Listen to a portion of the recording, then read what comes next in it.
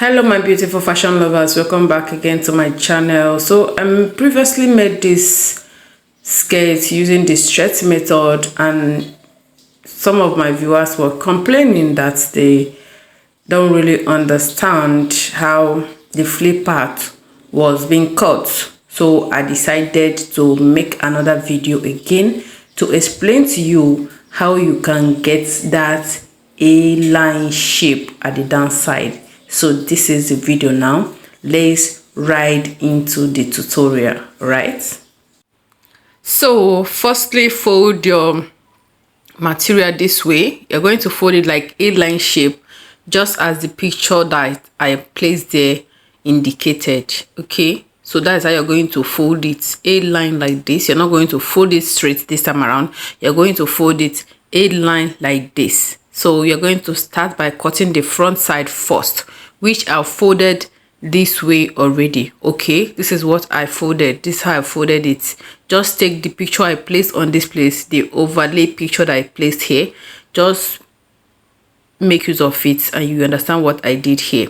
So after folding it that way, you go ahead to measure the 2 inches buttonhole side. This is where you're going to put your buttonhole. Okay, you're going to measure that 2 inches from the upside down to the hemming side. Moving on, you're going to place in your hip line measurement. Your hip line measurement, that's what you're going to place here. Your hip line measurement, which I've marked. Okay, so once you're done marking it, you use your ruler to trace it out. Use your ruler to trace it out this way. Okay, then again you go ahead to measure the full length of the gown. The length you want to work with, you go ahead to measure it. For me, I'm using 43 for folding and for the length. Now on the waist side, you're going to measure your waist circumference divided by 4 plus sewing allowance. Okay, then on the hip line side, you're going to measure your hip line measurement divided by 4. You're going to place it from that line, for that buttonhole line. That is where you're going to start your measurement from. From the buttonhole line, that is where you're going to start your measurement from. You're not going to start at the folded edge. You're going to start at the buttonhole side. Okay, so moving on, you measure your hip measurements divided by 4 plus 3 inches sewing allowance and ease allowance. How many did I place on that hip? 3 inches. Now under the hip line, you're going to mark that same hip measurement divided by 4 plus 4 inches. That's what you're going to place there. You're going to place 4 inches for the ease allowance there. Okay, that's how you're going to place it. 3 inches on the hip line. Under the hip line, you're going to measure 4 inches. Under that place, you're going to measure 5 inches. They're going to add 5 inches. Under the hemming side, you're going to add 6 inches. Okay, so on the hemming side, you're going to add 6 inches there. Can you see? 6 inches, that's what you will add on that hemming side. You're going to go by 4. You're going to firstly go by 3. Go by 3. Go by 4, go by 5, then go by 6. That's how you're going to add it gradually till you get to the hemming side. Okay, on the waist side, just the sewing allowance, that is what we need there. But on the hip line, you are going to add sewing allowance plus 2 inches ease allowance. On the other, under the hip line, sewing allowance plus 3 inches ease allowance. You get to your hemming side. That is how you're going to add it. Okay, that will give you that simple A-line shape, regardless that you folded it like A-line. Okay, that is how you're going to drive to that beautiful A-line shape without it being like flay, without it turning out to be like flay or 360 flay or something like that. It will just give you that A-line shape. That's how you're going to mark it. Okay, then you go ahead to cut out what you've measured. You go ahead to cut it out, which I'm doing here. Please take note of those gradual inches that I added. 2 inches, 3 inches, 4 inches, 5 inches. When you add your sewing allowance, it's going to be 3 inches, 4 inches, 5 inches, 6 inches. That's how you're going to add the allowances gradually. Okay, can you see? This is what we have. Okay, now we've cut it out. Then you slash the front side open. You're going to slash it open. Okay, yeah, I still went ahead again to explain further. Okay, yeah, you add 3 inches plus sewing allowance there.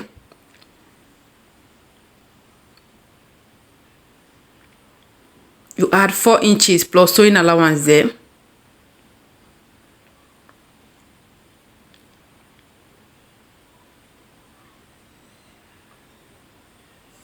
You add 5 inches plus sewing allowance.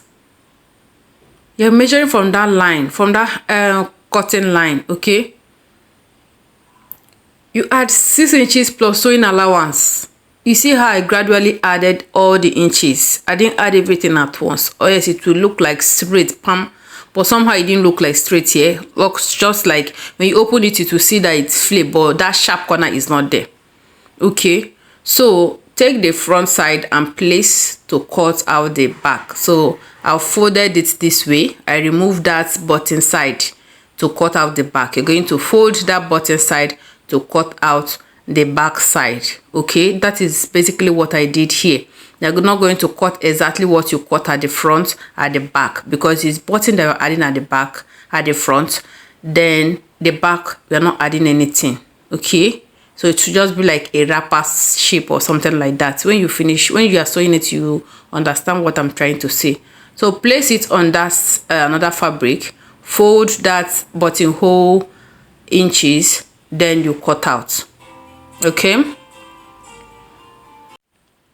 now this is it after cutting. This is what we have after cutting it.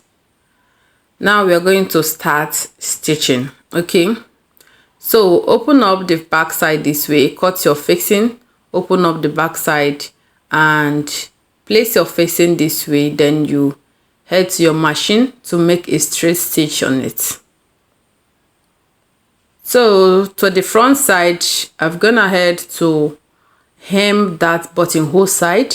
I hem the both, the left and the right side of it. Then I place my facing on it this way and use my facing to cover it up. I'll do same thing to the other side and I'll bring it back for us to see. So now this is the outcome. We are done joining our facing for the both side. We are done joining our facing. This is it for the front, back, left side of the front, right side of the front.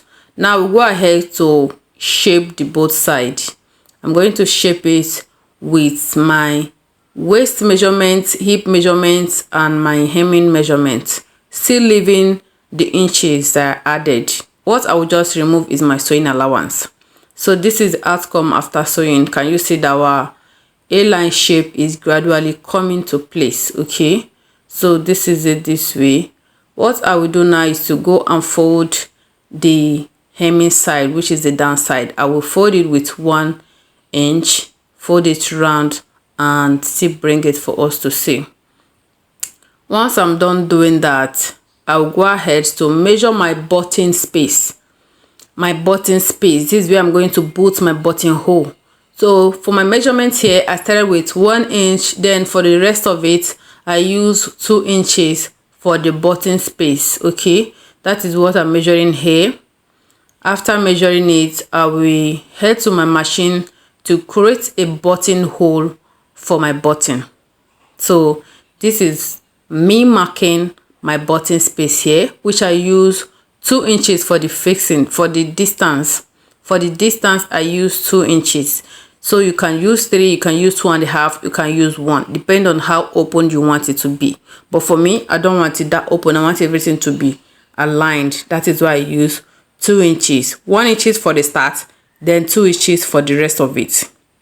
So that's basically what I did here. Now I just placed my buttons on it. This is button I'm using. I just placed my buttons on it. I just placed my button on it, and this is it. This is what it will look like after stitching. So here I've gone on to create my buttonhole with my machine. I use my machine to create this buttonhole. Okay, if you want a tutorial on this, I can still make a tutorial on it so you see how I did it. So this is my buttonhole, and I'll fix the buttons here. I'll fix the buttons, and this is the final look. Okay, if you find this video helpful, please don't forget to hit the subscribe button, like, comment, and please don't forget to share for others to benefit. See you all in my next video. Bye.